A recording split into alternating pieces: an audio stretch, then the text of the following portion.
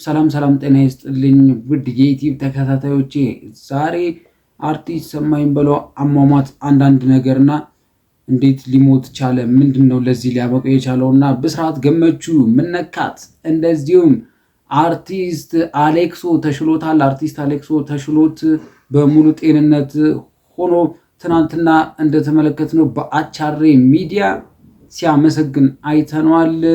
እንኳን ፈጣሪ ማረህ ማለት ፈልጋለሁ። በዚህ አጋጣሚ ስለ ሕክምና እናነሳለን ጥቂት። ይህንን ዩቲዩብ ሰብስክራይብ አድርጉ። እስከ ዛሬ በዩቲዩብ ተአምር ነው የተሰራው። ተአምር ለመጀመሪያ ጊዜ ከ52 ቪዲዮ በኋላ የመጣ ብቸኛው ግለሰብ፣ በዩቲዩብ የመጣ ብቸኛው ግለሰብ ነው። እስከ ዛሬ የሰው ቪዲዮዎችን የተለያዩ ከቲክቶክ የተገኙ ቪዲዮዎችን ስለቅ ነበረ። ዛሬ ግን በራሴ ቪዲዮ መጥቻለሁ። አንዳንድ ነገሮችን ለማለት አብራችሁኝ ቆዩ።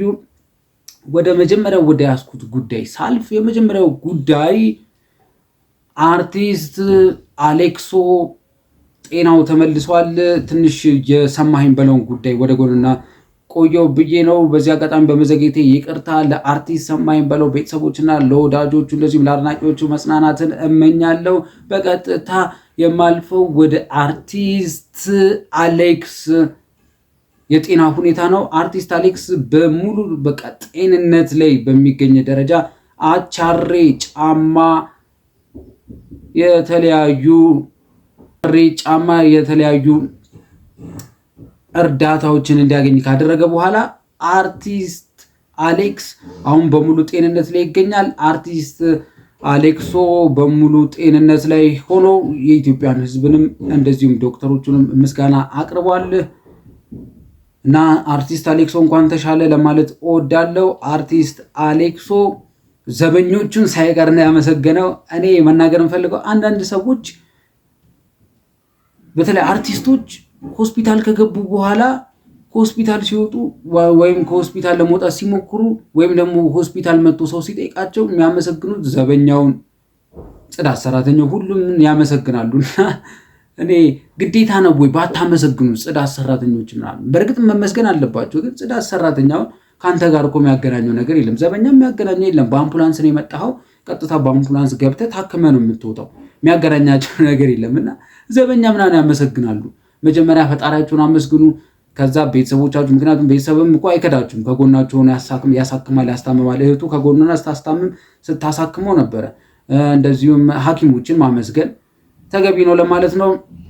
እና ወደ ሁለተኛው ዜና ሳልፍ የአርቲስት ሰማኸኝ በለው ጉዳይ እያብከነከነኝ ነው፣ ጥቂት እንቆይበት ብያለሁ። ወደ ሁለተኛው ዜና ስናልፍ ብስራት ገመቹን እናነሳለን። ብስራት ገመቹ በኔም ቲክቶክ ላይ ገብታችሁ ማየት ትችላላችሁ። ፈኒ ታይም 1240 ብላችሁ ማየት ትችላላችሁ። እዛ ላይ ለቅቄዋለሁ። አንዳንድ ነገሮች አሁን እዚህ ጋር ማንሳት የምፈልገው አንዳንድ የጤና ሁኔታዎች፣ ለምሳሌ ፊታችን ላይ ሆነ መላ ሰውነታችን ላይ የምናደርጋቸው አንዳንድ ነገሮች ህይወታችንን እስከ መንጠቅ ይደርሳሉ፣ ህይወታችንን እስከ ማሳጣት ይደርሳሉ። which means ምን ማለት ነው? የአርቲስት ሰማኸኝ በለው ጉዳይን ስለምንመጣበት ማለት ነው። ነገር ግን ለምሳሌ ህይወታችንን እስከ መንጠቅ ስል ለምሳሌ ህይወታችሁ ለምሳሌ አንድ ሰው ሲያያችሁ፣ ለምሳሌ ካሚላትን ብንመለከት ካሚላት ባሏን ተሳፍታ አሲር ደፋባት ይባላል። ያ የሚባለው ለምንድን ነው? በቃ ካሚላት ተሳፍተው አሲር ደፋባት እየተባለ የተዘፈነ በቃ መቀለጃ ሆና ቀርታለች። ካሚላት ስታዩት የሚዘገንን አይነት ፊት ነው ያላት። ልትቀርቧት የምትችሏት አይነት ሴት አይደለችም። ነገር ግን ካሚላት ፈልገው አይደለም ያንን ነገር ያመጣችው፣ ተገዳ ባሏ ባደረገባት ነገር ነው። ካሚላት የሴት ልጅ ጥንካሬ ምሳሌ ነው። ስለዚህ ካሚላት ያን ከሆነች ቴክኖሎጂ ደግሞ በራሱ ይዞ የሚመጣው ነገር አለ። እንደ ካሚላት ሆነች ነው ቁጭ የምትዩ። ቴክኖሎጂው የደረሰበትን እያንዳንዷን ነገር ተጠቅሜ ፊቴን ለመቀየር ሞክራለሁ ብለሻል። ብስራት ገመቹ ይህንን ብላለች። ቴክኖሎጂው የደረሰበት የተራቀቀበት ላይ ሄደሽ ጤናዬን እጠብቃለሁ ፊቴን አሳምራለሁ ማለት ይሄ የጤነኝነት አይደለም። ምክንያቱም ቴክኖሎጂ ባደገ ቁጥር ስትሰሪ መጨረሻ ላይ ማትወጪው አዝቅት ውስጥ ትገቢያለሽ። ይሄ ማለት ምንድነው? ፊትሽን እስከማጣት ማለት ፊትሽ እስከመበላሸት፣ ወንዶች እስከማይቀርቡሽ ይደርሳል። ባልሽ ራሱ እቺ ካሚላት ናት እንዴ እስኪል ድረስ እውነትም ካሚላት ናት፣ አይ እቺ ካሚላት ካሚላት አይደለችም። እስኪል ድረስ ባሏ ብቻ ሳይሆን አይደለም ሰዎች እስኪሉ ድረስ ሰዎች ብቻ አይደለም ቤተሰቦቿ እስኪሉ ድረስ ነው ጉዳዩ አነጋጋሪ የነበረው ብዙ ነገር የነበረው። ስለዚህ አንቺም እንደዛ ከመሆንሽ በፊት ሕክምና በራሱ በተደጋገመ ቁጥር ሕክምናው በዘመነ ቁጥር አንቺም ሕክምናውን እጠቀማለሁ ባልሽ ቁጥር ችግር ውስጥ ትገቢያለሽና ፕሊዝ በተቻለሽ አቅም ራስሽን ጠብቂ። በዚህ አጋጣሚ ደግሞ ይህ የሪያክሽን ቻናል ነው። ነገር ግን እኔ ሪያክት ሰርቼበት አላውቅም። ነገር ግን ሪያክት በቅርቡ ልሰራበት ልጀምርበት ስለምችል ሁላችሁም ሰብስክራይብ እያደረጋችሁ ትንሽ ያው ሄድሴት ኤርፎን ወይም ሄድሴት አጥቼ ነው ያው ኤርፎን እንዴት ይታጣል ማለት ትችላላችሁ። በቅርቡ እመለሳለሁ። አንዳንድ የምሰራባቸውን ፕሮዳክቶች ብትው ደግሞ ታረንቁኝ ነበረ እመለሳለሁ በቅርቡ እና አሁን ጤናችሁን ጠብቁ ለማለት ነው ፈልገው። ጤና በጣም አሳሳቢ ጉዳይ ነው። አሁን በቀጥታ ላልፍ የፈለኩት በጣም እየከነከነኛለሁ አርቲስት ሰማይን በለው የሞተበት ጉዳይ ስሙ ምን ይባላል? ትንሽ ያስቸግራል። ኦዚሜፕቲክ ይባላል። ኦዚሜፕቲክ ይባላል። ኦዚሜፕቲክ ምንድን ነው? ኦዚሜፕቲክ ነው። ኦዚሜፕቲክ ምንድን ነው?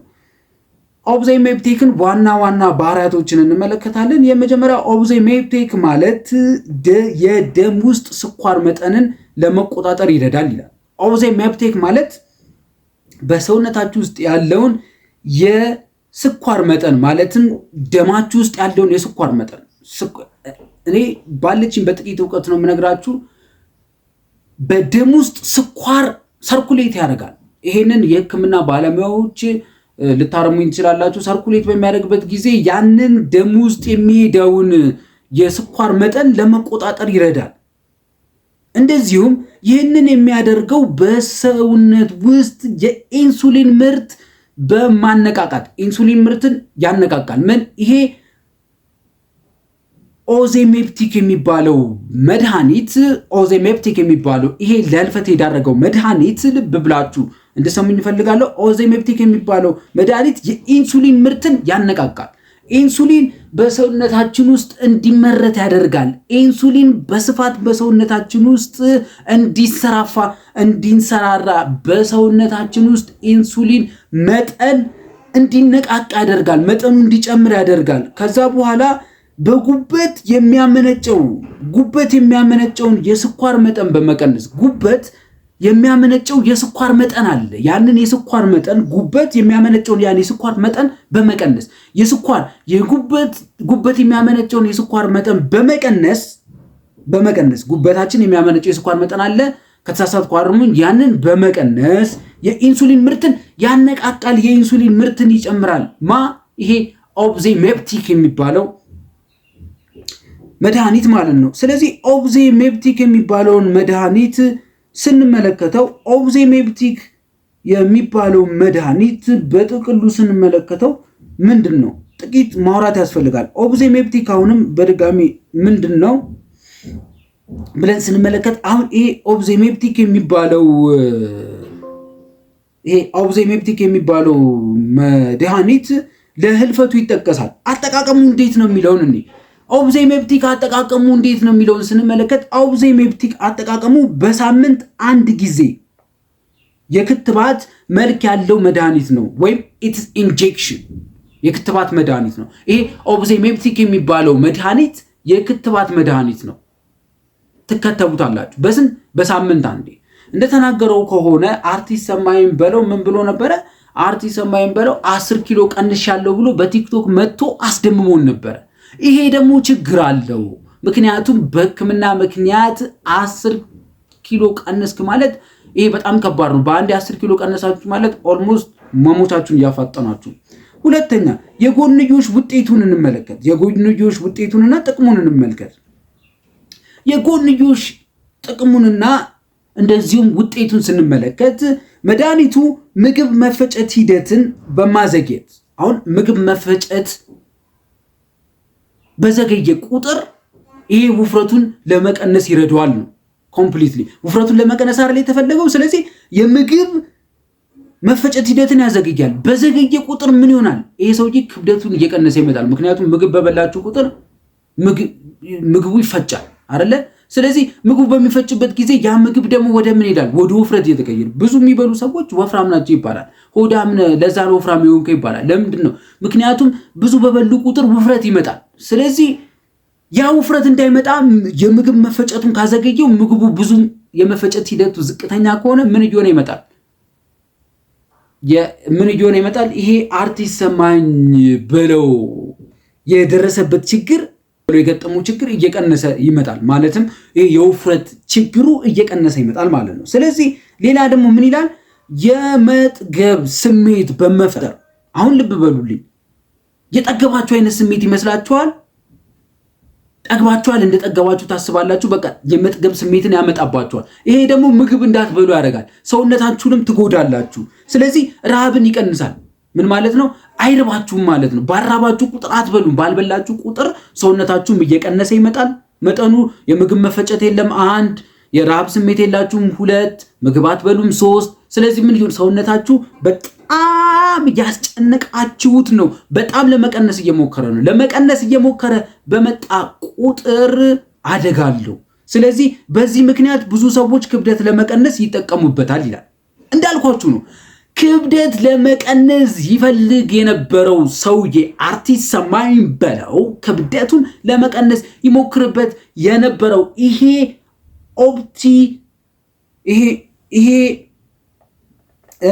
ይሄ ኦዜሜፕቲክ የሚባለው መድኃኒት እንዳልኳችሁ ውፍረት ለመቀነስ ነው። ውፍረት ለመቀነስ ነው የተጠቀመው። ውፍረት ለመቀነስ ሲጠቀመው ራሱን እየጎዳ መሆኑን ማወቅ አለባችሁ። ምክንያቱም አይበላም። ካልበላ ደግሞ አንድ ሰው ችግር አለ። ስለዚህ ክብደትን ለመቀነስ ነው የሚጠቀሙበት ሰዎች ይላል። ሆኖም ግን ኦዜሜፕቲክ በዋነኝነት ክብደት ለመቀነስ ብቻ የተመረተ ወይም FDA አፕሩቭድ ይባላል በሕክምናው መድኃኒት አይደለም። ይሄ ማለት አፕሩቭድ የሆነ በኤፍኤዲ በሚባለው ሲስተም አፕሩቭድ የሆነ አይደለም። ኤፍኤዲ በሚባለው ሲስተም አፕሩቭድ አይደለም ማለት ይሄን መድኃኒት መጠቀም ዳንጀረስ ነው፣ እስከ ሞት ያደርሳል። እንዲሞት የሚያደረገው ይሄ መድኃኒት ነው። ስለዚህ ለክብደት መቀነስ በተለይም የተፈቀደው ተመሳሳይ ይዘት ያለው ዌጎቪ የሚባል የተባለው የንግድ ስም ያለው መድኃኒት ነው። ውፍረትን ለመቀነስ በብዛት የተፈቀደው ዌጎቪን የሚባለው መድኃኒት ነው። ይሄ ዌጎቪን የሚባለው መድኃኒት ተፈቅዷል። ይሄ ግን ኦዜሜፕቲክ የሚባለው በብዛት አልተፈቀደም። ዳንጀረስ የሆነ መድኃኒት ነው። ይሄ እስከ ሞት የሚያደርስ ነው። አርቲስት ሰማይን በለውንም ህይወቱ እንዲያልፍ ያደረገው ይሄ ኦዜሜፕቲክ ነው ልላችሁ። ሌሎቹ የጤና ጥቅሞቹን ስንመለከት የስኳር በሽታ ላለባቸው ታማሚዎች የልብ ህመም፣ እዚህ ጋር አንድ ቅድም የረሳሁት ነገር ለዲያቤቲክስ ወይም ደግሞ ታይፕ 2 የስኳር በሽታ 2ኛው ደረጃ የስኳር በሽታ ላለበት ይሄ ኦዜሜፕቲክ በብዛት ይወሰዳል። ስኳር ላለበት ዲያቤቲክስ ላለበት ሰው ይወሰዳል። ስለዚህ አይ ቲንክ ሰማይም በለውም ስገምት ስኳር ያለበት ይመስለኛል፣ ወይም ስኳር የነበረበት ይመስለኛል። እና ሌሎች የጤና ጥቅሞቹን ስንመለከት የስኳር በሽታ ላለባቸው ታማሚዎች የልብ ህመም፣ ልብ በሉልኝ፣ ሰማይም በለው ወይ የልብ ህመም አለበት ወይ የስኳር ህመም አለበት። ምክንያቱም ወይ የልብ ህመም ያለበት ወይ የስኳር ህመም ያለበት ነው የሚወስደው። አለበዚያ ደግሞ ክብደት ለመቀነስ ነው። የስኳር በሽታና የልብ ህመም ያለበት ሰው እንደ ስትሮክና የልብ ድካም፣ አሁን እዚህ ጋር ስኳር በሽታ ላለባቸው ታማሚዎች ወይም የልብ ህመም ስንል እንደ ስትሮክ፣ እንደ ልብ ድካም እና የመሳሰሉት በሽታዎች ያለበት ሰው ይሄን ኦዜሜፕቲክ የሚባል ስሙ በጣም እያስቸገረኝ በተደጋጋሚ እያነበብኩት እንኳን ስሙን ለመያዝ ያስቸገረኝ ነው። የህክምና አጠራር ነው። ስለዚህ እና የኩላሊት ህመሞችን የመጋለጥ እድል እንደሚቀንስ በጥናት ታይቷል ይላል። ምንድነው? እነዚህን የስኳር በሽታ፣ የደም ግፊት፣ የልብ ህመም ስንል የልብ ህመም እንደ ስትሮክ፣ የልብ ድካም፣ ኩላሊት በሽታዎች እና የመሳሰሉትን የመቀነስ ማለትም ለነዛ የመጋለጥ አቅማችንን ወይም እድላችንን ይቀንሰዋል እና ለነዚህ መጠቃታችንን ይቀንሰዋል። እነዚህም በሽታዎችንም ይቀንሳቸዋል። ሌሎች የጤና ጥቅሞችን አየን። እነዚህን ምን ያደርጋል? እንደሚቀንሳቸው በጥናት የተረጋገጠ ነው አለን። ሌላኛው ጥንቃቄ።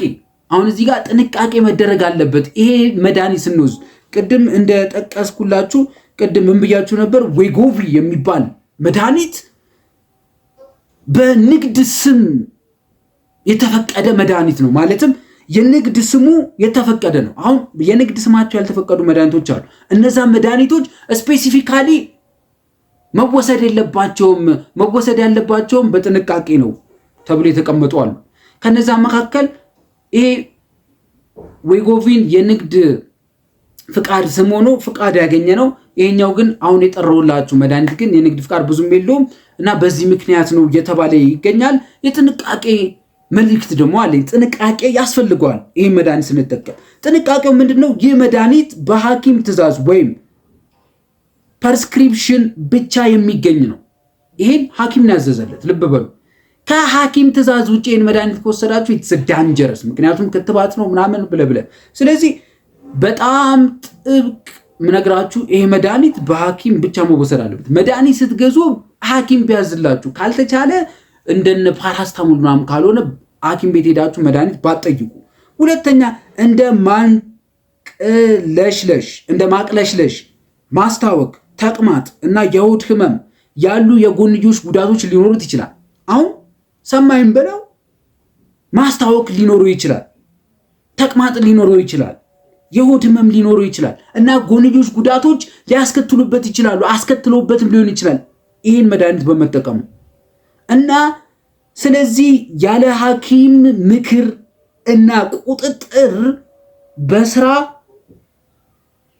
መውሰድ በጤና ላይ ከፍተኛ ጉዳት ሊያደርስ ይችላል። በጤና ላይ ከፍተኛ ጉዳት እስከ ሞት ያደርሳል። ከፍተኛ ጉዳት ሲባል እስከ ሞት ሊያደርስ ይችላል። እስከ ሞት የሚያደርሰው ያ ነው እና ይሄ መድኃኒት በጣም አደገኛ ዴንጀረስ ነው እና መድኃኒትን ስትወስዱ ከሐኪም ትእዛዝ ውጭ ባትወስዱ፣ ሐኪምን ብታማክሩ፣ ይሄ መድኃኒት አሪፍ ነው ወይ የሚለውን ብታጤኑ ለማለት ነው። ይሄንን ነው እወዳለሁ እና ብዙ ስለ ኦብዜም ይሄ ስለ መድኃኒቱ ያው ስሙ እየጠፋኝ ነው። ስለ መድኃኒቱ ብዙ ማለት ይቻላል። ሪሰርቾችንም መስራት ትችላላችሁ፣ ሄዳችሁ ማየት ትችላላችሁ። አንዳንድ ግለሰቦች ትኖራላችሁ ምናልባት የተሳሳተ ኢንፎርሜሽን ሰጥቼ ሊሆን ይችላል። የተሳሳተ ኢንፎርሜሽን ከሰጠው የተሳሳተ ኢንፎርሜሽን የሰጠኸው ልትሉኝ ትችላላችሁ። እቀበላለሁ፣ ሀሳብ አስተያየቶቻችሁን እቀበላለሁ። ይሄ ዌጎቪ የተባለው መድኃኒት ግን የንግድ ፍቃድ ያለው ሲሆን ያ መድኃኒት እሱንም በሐኪም ብትወስዱት፣ አንዳንድ መድኃኒቶችን ደግሞ ያለ ሐኪም ትእዛዝ ባትወስዱ በዚህ ምክንያት ነው እና በስተመጨረሻ ማለት እንፈልገው በድጋሚ አርቲስት አሌክሶ እንኳን ፈጣሪ ማረህ ማለት እፈልጋለሁ። ጤናችሁን ጠብቁ። በተለያዩ ቪዲዮዎች እመጣለሁ። ዩቲዩብ እኔ የምሰራው ከቲክቶክ ላይ እያነሳው እየቆራረጥኩኝ እዚህ ላይ እየቆራረጥኩ ሳይሆን ሙሉም ቪዲዮ ነው የምለቀው። ከቲክቶክ ላይ ዳውንሎድ እያደረኩ ሙሉ ቪዲዮ ለቀዋለሁ። ዩቲዩብ ደግሞ ያንን አይፈልግም።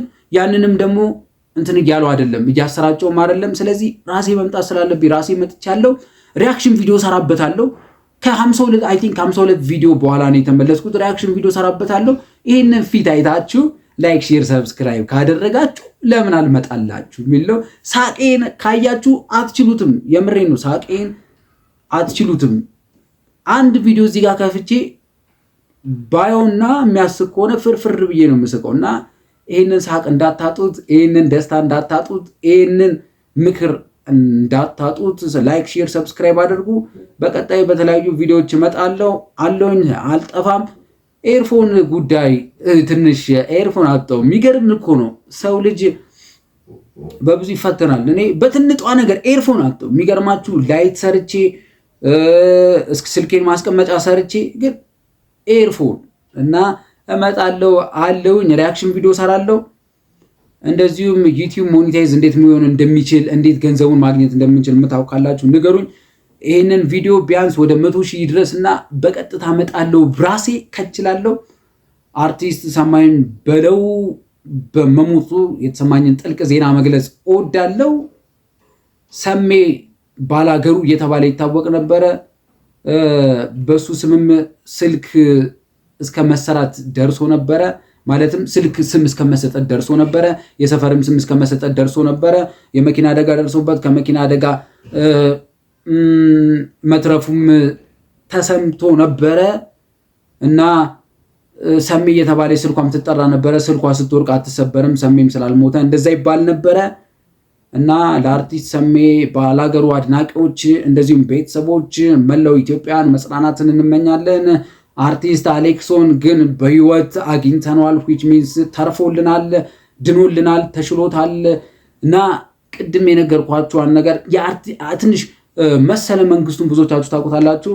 አርቲስት አሌክሶ መሰለ መንግስቱን ያስመስል ነበርና መሰለ መንግስቱ እንደዚህ ይላል ብሎ ያስመስል ነበር። ለምሳሌ በእውነት ጋዝዬ ሪሊ በእውነት አድናቂዎቻችን እዚህ የደወሉ ጋዝዬ በእውነት ሪሊ ጋዝዬ አሁን በግራ መስመር ሚዲያ ክፍል ላይ እየተቆጣጠረው ይገኛል እያለ አርቲስት አሌክሶ ልክ እንደዚህ ነው የሚያስመስለው የመሰለ መንግስቱን ድምፅና አርቲስት አሌክሶ ድምፅ የሚያስመስል ነበር። እኔም ድምፅ ለማስመሰል ሞክራለሁ። በቀጣይ ለማስመሰልም ስሞክር የምታዩኝ ይሆናል እና ጤናችሁንም ጠብቁ። ብስራት ገመቹ ያለችውንም ነገር አንዳንዶቻችሁ ልትማሩበት ይገባል። ከሰሜ ባላገሩ ልትማሩ ይገባል። እንደሷም ደግሞ እንደሱ ጤናዬን አሻሽላለሁ ሰዎች አረምኑን ሰጠሽ ብለህ ዘፍነ ለአንተ ሰጥቶ አረፈው ምናምን ስትሉት ይኸው ለዚህ ዳረጋችሁት እና እሷም ፊቴን ማሻሻል እፈልጋለሁ ምናምን ቆንጆ ሆናለሁ ብላለች። የራስሽ ዩቲዩብ ቻናል አለሽ፣ ብዙ ነገር እየሰራሽ ነው፣ ፊልሞችንም እየሰራሽ ነው እና እንዳትዋረጂ አንቺም በልኩ አድርጊው ለማለት እፈልጋለሁ። በቀጣይ እንገናኛለን። አሁን ሻውን እሺው ምንድን ነበር የሆነ ነገር ልፈልጌ ብቻ በቀጣይ አገኛችኋለሁ። በቀጣይ እስካገኛችሁ አንዳንዶቻችሁ ቆረጥ እያደረጋችሁ ቪዲዮን መልቀቅ ትችላላችሁ። ያው ጥርት ያለ ቪዲዮም አይደለም፣ እንደው ዝም ብሎ የተግበሰበሰ ቪዲዮ ነው። ይሄ ቪውም ላይኖረው ይችላል። በቀጣይ የሆነ ነገር ብዬ ጠፋብኝና you all I will see you in the next video። በቀጣይ ቪዲዮ እንገናኛለን። እንግዲህ የምታውቁኝ ካላችሁ እንኳን ደህና መጣችሁ። ሰብስክራይብ እያደረጋችሁ አብረን ፈታ እንዳለን እንስቃለን፣ እንጮታለን፣ እንዝናናለን። በቀጣይ ቪዲዮ እንገናኛለን። አብራችሁኝ ስለነበራችሁ ከላይ አመሰግናለሁ። ይመቻል። አብራችሁኝ ስለቆያችሁ ልዩ ጊዜ ስላሳለፍን ከመሰናበታችን በፊት ሰብስክራይብ ማድረጋችሁን እንዳትረሱ። ላይክ እና ሼር አድርጉ ለወዳጆች። በድጋሚ እስከምንገናኝ ሰላም ሁኑልኝ ሁላችሁ።